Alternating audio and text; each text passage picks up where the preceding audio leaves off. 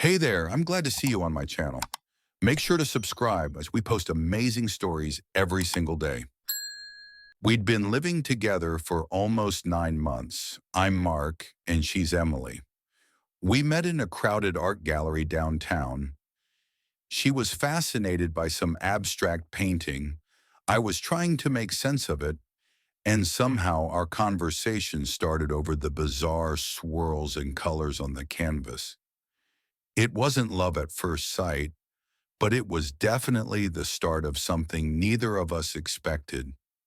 Emily was the kind of woman who noticed small things, the way light caught a glass, or how leaves rustled on an autumn afternoon. She had this quiet curiosity that made ordinary moments feel magical. I'm more practical, a little skeptical maybe, but she softened me, made me see the world in color instead of grayscale. Our apartment in the city was cozy but lively. We spent most evenings cooking together, sharing music playlists, or just lounging on the couch with a bottle of wine. We talked about everything: dreams, fears, the future, sometimes laughing until we couldn't breathe. So when Emily suggested we escape for a weekend, somewhere quiet and far from the city's chaos, I didn't hesitate. She found a rustic cabin in a small village called Pinebrook, a place surrounded by dense woods and a peaceful lake. The photos showed a charming wooden house with shuttered windows, smoke curling from a chimney, and a porch perfect for morning coffee. The drive was long but beautiful. We left on a Friday afternoon, the sky painted in soft shades of orange and pink. Pinebrook was the kind of place where time seemed to slow down. Fewer cars, no crowds, just endless stretches of trees and open sky. When we arrived, the cabin was exactly like the pictures, old but well kept, with wildflowers growing near the steps and the faint scent of pine in the air. Inside, the wooden floors creaked slightly, and the fireplace looked like it hadn't been used in a while. But Emily was already imagining cozy nights in front of the fire. The first evening was perfect. We unpacked, cooked a simple dinner, and sat on the porch watching the sun dip behind the trees. The air was cool and fresh, and for the first time in months the city noise was gone, just the chirping of crickets and the rustle of leaves. We talked about our plans for the weekend: hiking trails around the lake, fishing, maybe visiting the local farmer's market the next day. Emily pulled out a worn notebook filled with sketches and notes she'd made from online research about the area. It was clear she was excited to explore. That night, as we settled into the cabin, everything felt peaceful. The windows framed the dark silhouettes of trees against a star-filled sky. We talked for a while, then drifted off to sleep wrapped in soft blankets. But I didn't sleep well. Around 3 a.m., I woke up suddenly. The cabin was silent except for the faint crackle of the fire still burning low. I noticed something strange, a faint flicker of light coming from the window beside the bed. At first I thought it was a car or maybe a flashlight, but the road was too far away. I got up quietly, heart pounding, and looked outside. There was nothing there, just the dark woods, the shadows shifting in the moonlight. No sign of movement, no sound except the whisper of wind through the branches. I woke Emily gently, told her I thought I saw something, but she just smiled sleepily and said it was probably just a deer or a trick of the light. I wanted to believe her, but something didn't feel right. The next morning the sun rose bright and warm, and the strange feeling from the night before seemed to fade with the light. We had breakfast on the porch, fresh coffee, scrambled eggs, and toast, and made plans for a hike around the lake. The trail was beautiful, winding through tall pines and moss-covered rocks. We took our time, talking about everything and nothing, holding hands, laughing when Emily tripped over a root. For a few hours, it felt like we were the only two people in the world. But as we reached a clearing overlooking the water, I couldn't shake the feeling that we were being watched. I scanned the tree line but saw nothing. Emily noticed my sudden silence and asked if I was okay. I shrugged it off, not wanting to ruin the mood. That night, the strange events continued.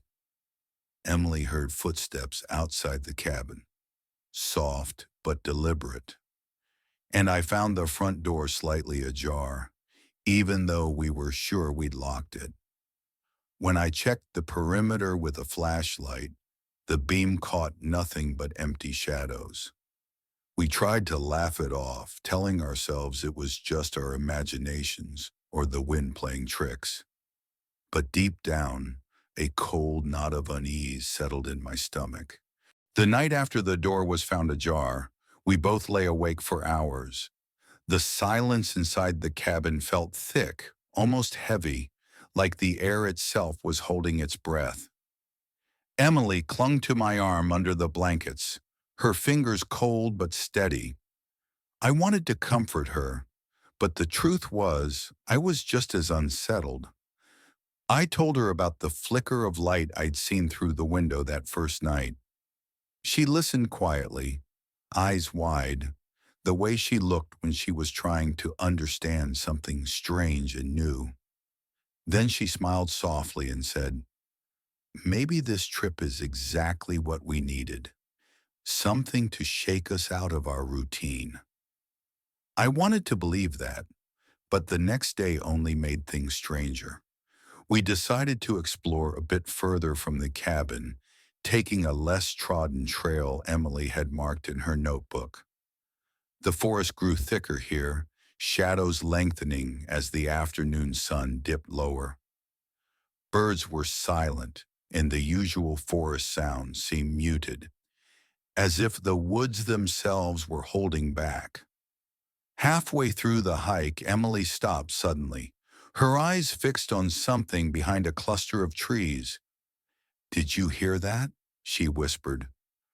I strained my ears but heard nothing except the faint rustle of leaves. Then, just as we turned to move on, a cold breeze swept through the clearing, sudden and sharp enough to raise goosebumps.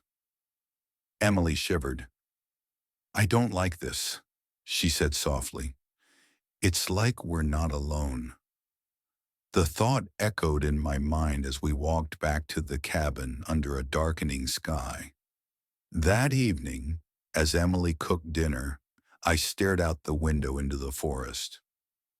My eyes caught a shadow moving just beyond the edge of the clearing, a figure tall and still, almost blending with the trees. I blinked and it was gone. When I told Emily, her face went pale. "Maybe we should leave tomorrow," she said. I didn't want to give in to fear, but part of me agreed. That night I woke again, this time to the sound of whispering. At first I thought it was in my head, but the words seemed to hover in the air, too soft to understand, but unmistakably human. I nudged Emily. She stirred but didn't wake.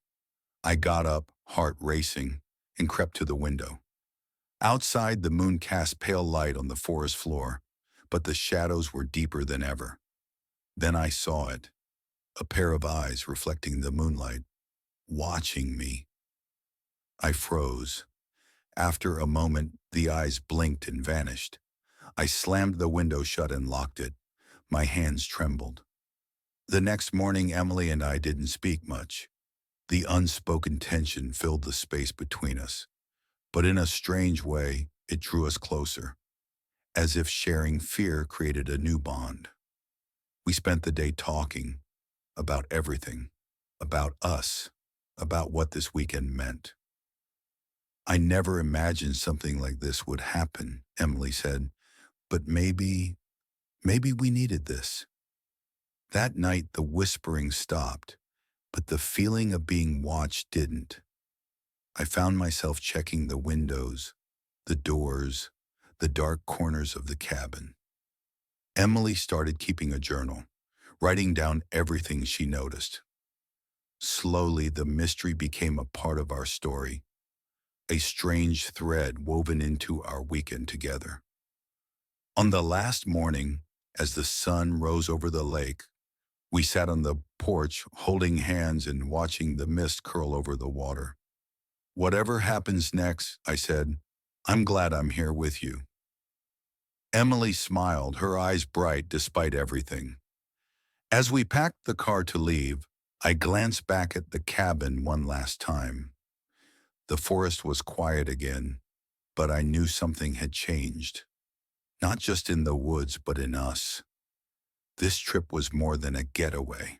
It was a journey into the unknown, into each other, and into a story we would never forget.